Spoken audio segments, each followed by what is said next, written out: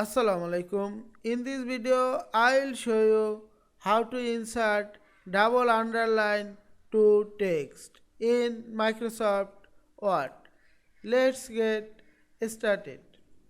Firstly, select the text and go to the Home tab and click the drop down menu of underline and select the double line.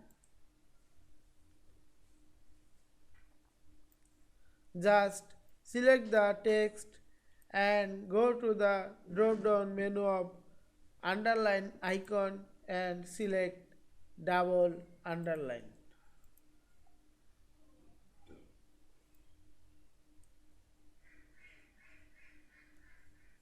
Select the text and click the underline.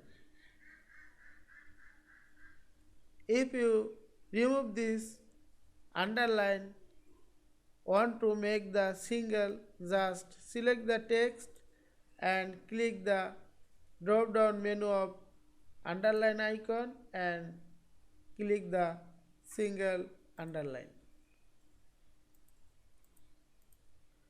I hope you enjoyed this video. Please subscribe to my channel, like, comments and share. Thanks for watching.